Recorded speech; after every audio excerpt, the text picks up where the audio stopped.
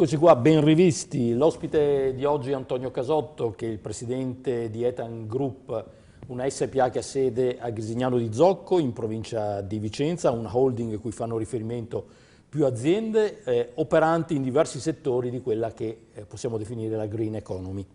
Partirei da qua.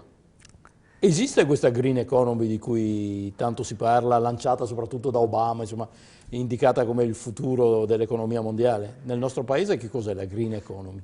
Esiste, a parte noi che siamo una testimonianza, esiste ed è necessaria, perché si parla tanto si usa un termine, delle volte anche a sproposito, di sostenibilità ambientale, e in effetti c'è bisogno, con 7 miliardi di abitanti, ormai stiamo arrivando a cifre del genere, una industrializzazione diffusa, c'è bisogno effettivamente di razionalizzare le risorse, di recuperare il più possibile, di risparmiare, e quindi tutti i temi legati all'ecologia, quindi al recupero delle risorse da rifiuti piuttosto che l'utilizzo razionale di energia anche da fonti rinnovabili quale il sole, sono non soltanto attuali ma sono necessarie oggi. Una cosa però sono gli obiettivi, i buoni propositi, un'altra cosa è la realtà, cioè voi ne siete anche testimonianza. Negli anni scorsi si parlava tanto di fotovoltaico, poi soprattutto nel Padovano, dove era nato addirittura un distretto, si è pagata una forte crisi. Voi come gruppo avete esportato la vostra produzione appunto legata al fotovoltaico in Spagna. E allora cosa mi dice? Tra il dire e il fare? Tra il dire e il fare, allora succede questo in gran parte delle situazioni. C'è una linea programmatica, quindi c'è una linea programmatica che di norma dà delle indicazioni su quello che dovremmo fare da qui anche a 20 anni, 10 anni. Ed è quello che è successo con il protocollo di Kyoto, che si parla tanto. E poi c'è il mercato... Diciamo, dovremmo parlare di COP21 più che di... Esatto, sì. Poi c'è il mercato che segue, chiaramente tutta questa programmazione viene seguita dal mercato e ci sono le imprese che si inseriscono all'interno ovviamente di questa programmazione.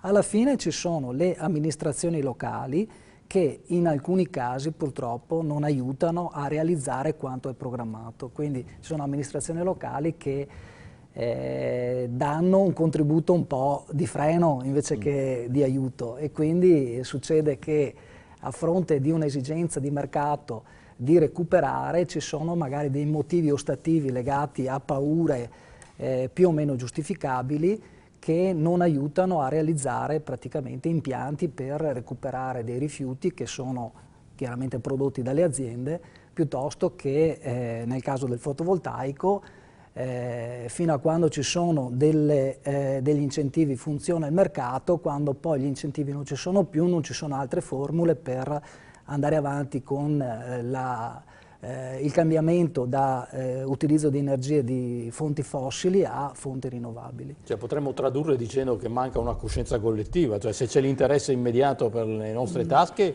ci adeguiamo. Allora, ma manca la coscienza però.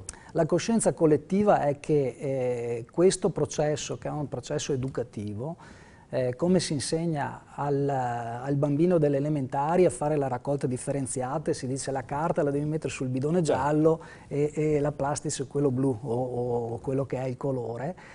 E si dovrebbe anche aver più fiducia sulla tecnologia, cioè come vengono praticamente, come cambiano le tecnologie a livello industriale, perché non si lavora giustamente più come si lavorava 20 anni fa, anche le tecnologie per il recupero degli scarti e dei residui cambiano.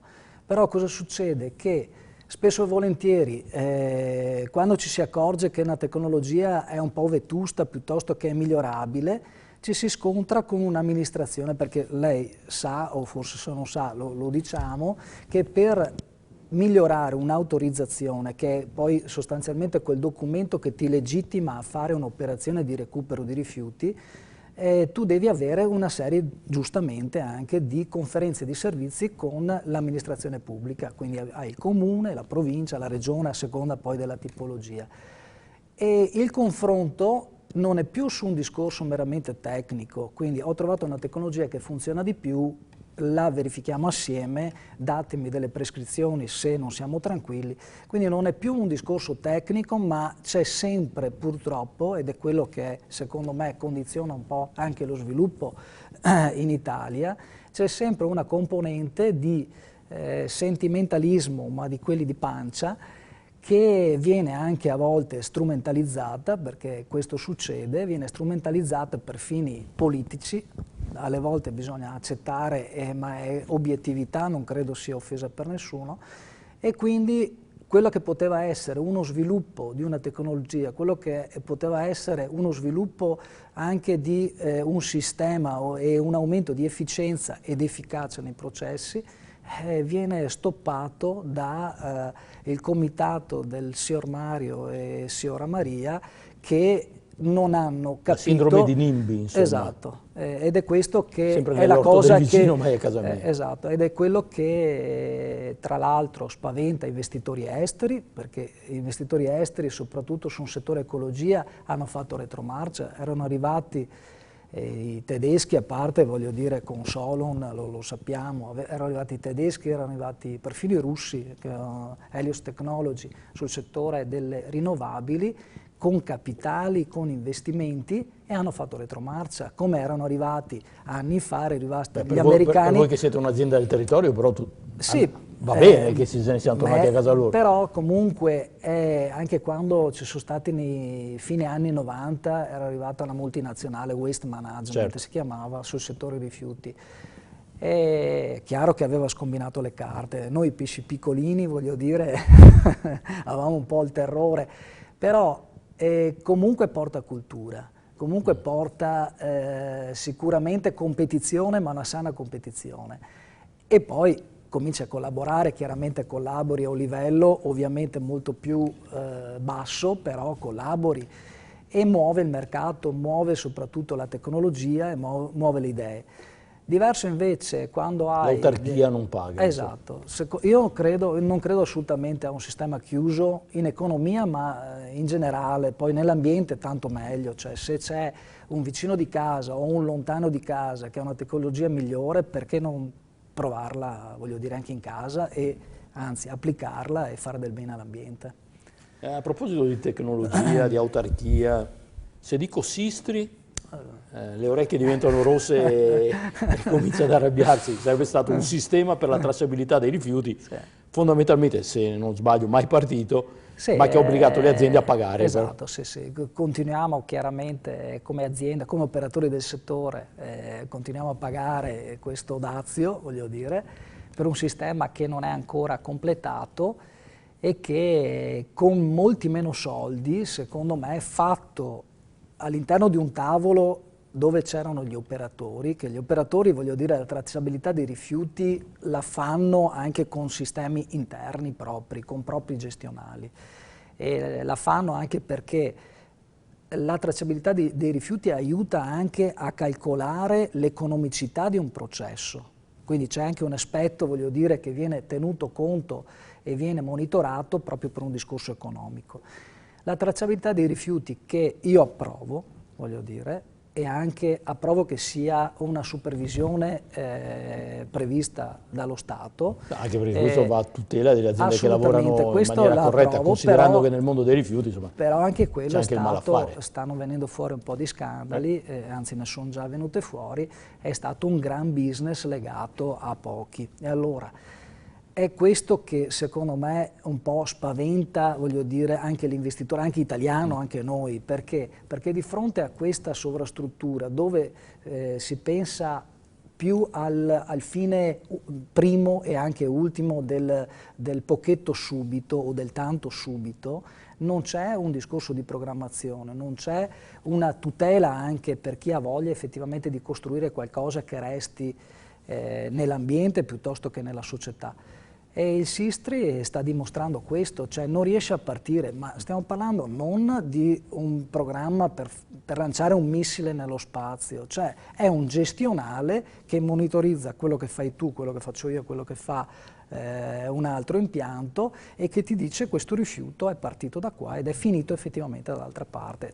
Non stiamo parlando, è un gestionale che bastava prendere un programma di logistica già fatto, voglio dire, e si spendeva anche meno probabilmente, piuttosto di pensare a chissà che. Tra l'altro nato vecchio perché era partito, non so se sa, direttamente con le pennette USB per fare per dare la conferma.